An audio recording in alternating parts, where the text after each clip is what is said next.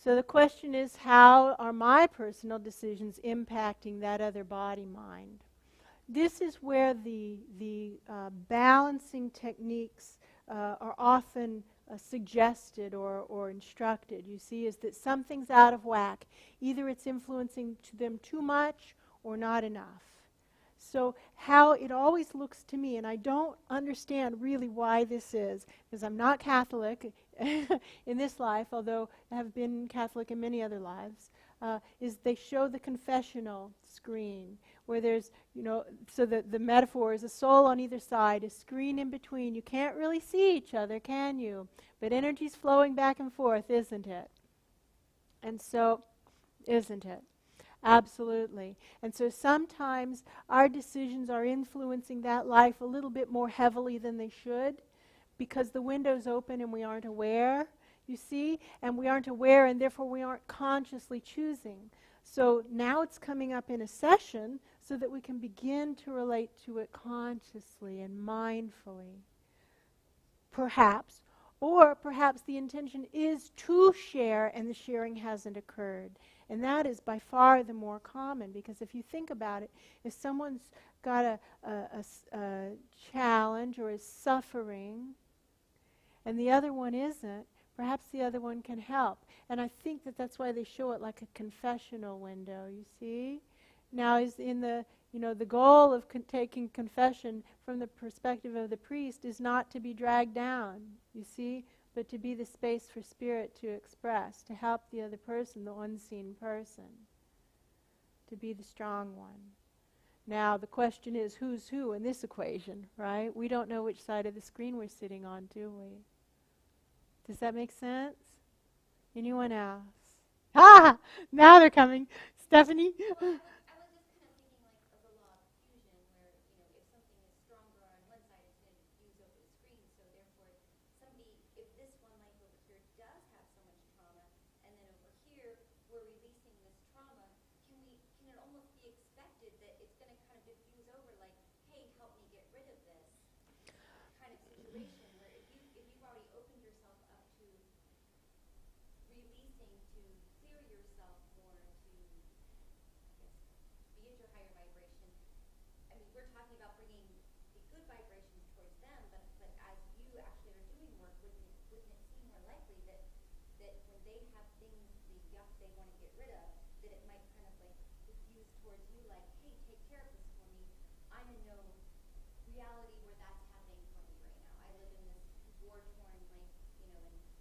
Afghanistan, for example. So Stephanie's question is, should we, again, this is a great question, is what should our working theory be? We have to have some foundational assumption here. Am I the strong one or the weak one in this equation of two? Whose chair am I sitting in? That's fundamentally your question. Am I sitting in the chair of the priest, to use the confessional metaphor, or the, whatever you call the other person? Penitent. Penitent. Thank you. Which chair am I in? And Stephanie's, your assumption is, I believe, correct, is that our working theory should be that because we are the one who is developing this awareness and these skills, we're probably the one who is here to help. Probably the one who is here to help. And by helping them heal, the way it's manifesting in our lives will heal. Does that make sense? It's manifesting in our lives in some way, you see? It's our business to heal this. It's manifesting in our lives, in our lower back pain or our whatever is the intention that called this awareness into the session. Does that make sense? So we take as our working theory, we're here to help that other person, quote unquote, and that will resolve the issue for us that we've come to the table to heal. Remember, do we ever tell anybody what their intention is for healing? No, we help them formulate it effectively. They come into the room with an intention. All of a sudden we realize, whoa, concurrent life. So we assume, we take as the working theory, that concurrent life needs a healing, right? It could be wrong, but we have to have some kind of foundational assumption, right? Just, there was already another question. Do you feel your question's been answered? Okay. Go ahead. I hope I'm not jumping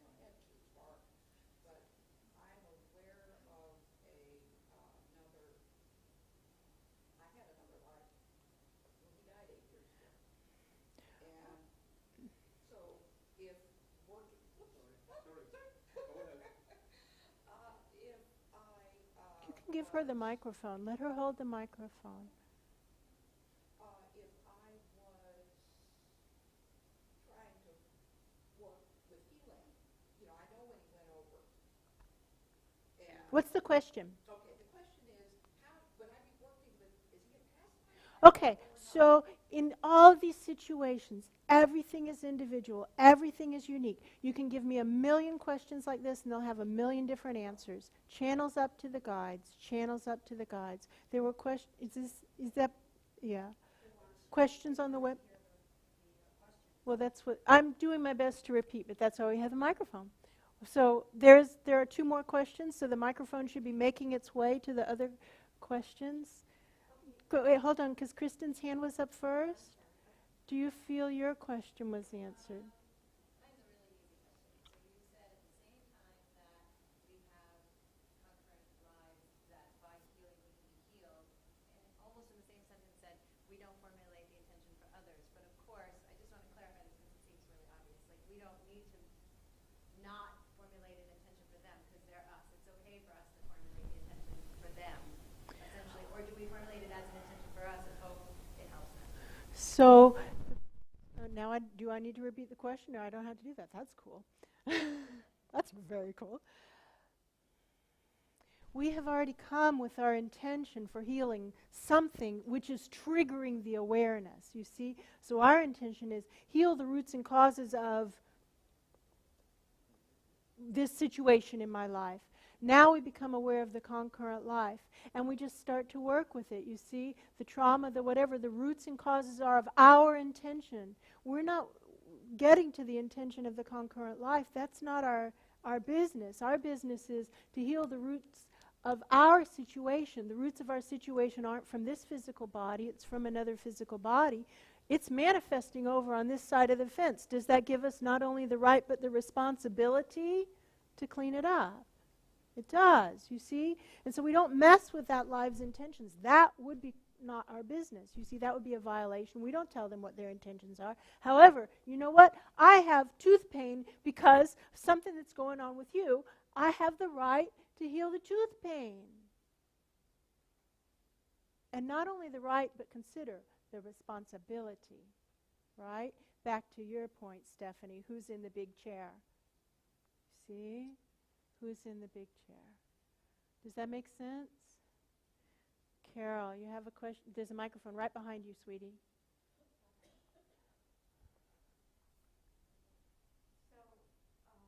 do you make the working assumption that when the soul chooses to have two separate lives, 3 or 4, whatever, that you're basically starting at the same development as the soul and then experiencing other things? In other words, I guess, would there not be a disparity, say, one is a saint and the other one is a murderer? Okay, so there are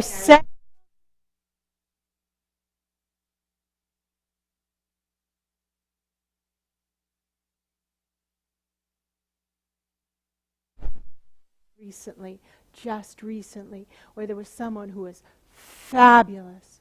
Oh my God, fabulous. Stepping up for spirit, day in and day out, like nobody else I've seen anywhere on earth, with a concurrent life, who was worse than Hitler. Worse than Hitler. Now, why? You see? Why? Because what Hitler did was offer to millions of people the opportunity to say, no, I'm not going to do that. That's crazy. Millions of people out of their free will made the opposite choice, didn't they? They made the choice to go along with it, didn't they? Now, Hitler offered them a chance, didn't he? Didn't he? Now, he incurred some pretty bad karma, didn't he? So wouldn't it make sense to have a concurrent life that was actively working to be a presence for spirit in the world? Not saying this is it, but just saying Christ presence in the world. Same soul. One manifesting to offer one set of choices, the other manifesting at the same time to offer the other set of choices. At the same time. Instant karma resolved, you see? No lingering karma. This is another reason for this soul choice. No lingering karma.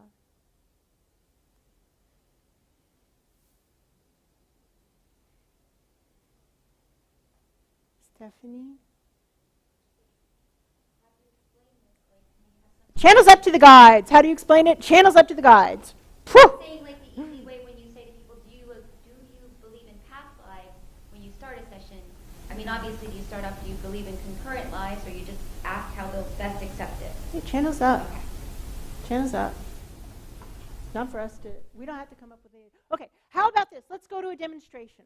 Would that be okay? Is that okay? Any other web questions? Okay. Then friends, let's go to a demonstration. Is that all right with you? So, ideally, a volunteer who has a doubt, maybe this doesn't